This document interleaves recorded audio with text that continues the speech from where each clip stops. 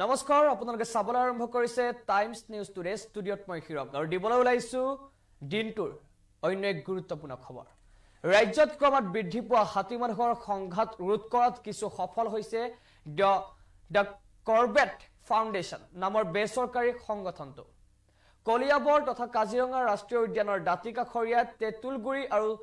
চিকনি চাহবাগিচাৰ কৃষক ৰাইজৰ মাজত বাৰিষাৰ সময়তে টঙি নিৰ্মাণৰ লগতে কৃষক ৰাইজক উচ্চ ক্ষমতা সম্পন্ন অত্যাধুনিক টৰ্চ লাইট প্ৰদান কৰিছিল বেচৰকাৰী সংগঠনটোৱে তাৎপৰ্যপূৰ্ণভাৱে আগুনৰ পথাৰত কৃষকৰ সপোন যেন বাস্তৱ হৈছে পথাৰৰ সোণগুটি ধান হাতীৰ উপদ্ৰৱৰ পৰা ৰক্ষা পৰিছে আৰু কৃষকে সোণগুটি চপাব পাৰিছে সুকলমে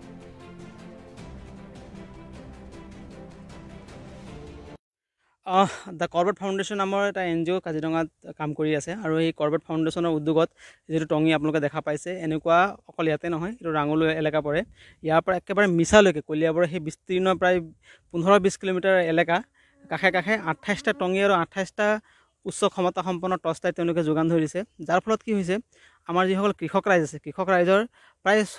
5-6 হাজাৰ বিঘা মাটি খেতি তেওঁলোকে সেভ কৰিব পাৰিছে মানে খেতিখিনি বচাব পাৰিছে অইনকালে কি হয় খেতি কৰিলে মানুহে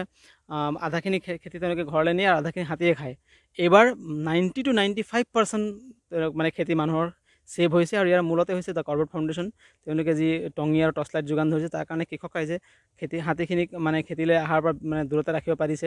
আৰু ইয়াৰ লগতে আৰু এটা সংস্থাৰ নাম আমি ল'ব লাগিব এইটো হৈছে হাতী বন্ধু যিটো সংগঠন আমাৰ মাননীয় প্ৰদীপ ভূঞা ডাঙৰীয়া তেওঁ যিজন ফাউণ্ডাৰ হয় আমাৰ NRCৰ গোটেই প্ৰক্ৰিয়াটোৰ লগত তেওঁ জড়িত আছিলে তেখেতৰ লগত দুলু বৰা আৰু মেঘনা হাজৰিকা তেওঁলোক দুয়োগৰাকীয়ে লগতে ৰংহাংবাসী গাঁও এইটো আপোনাৰ চাপানালত পৰে তেওঁলোকে কি কৰিছে এইটো আমাৰ পূব চাইড পৰে সিফালে পশ্চিম ফালে তেওঁলোকে এনেকৈ প্ৰায় 200 বিঘা মাটিত কমিউনিটি ফাৰ্মিং কৰিছে য'ত নেকি তেওঁলোকে কৃষক ৰাইজে নিজে উল্লেখযোগ্য যে এই অঞ্চলত 100 ঘৰ কৃষক পৰিয়ালে বছৰি প্ৰায় 2000 বিঘা মাটিত খেতি কৰে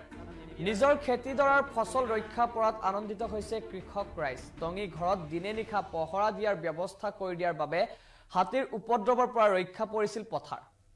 কলিয়াবৰৰ পৰা আশিষ কুমাৰ শইকীয়াৰ ৰিপৰ্ট টাইমছ নিউজ টুডে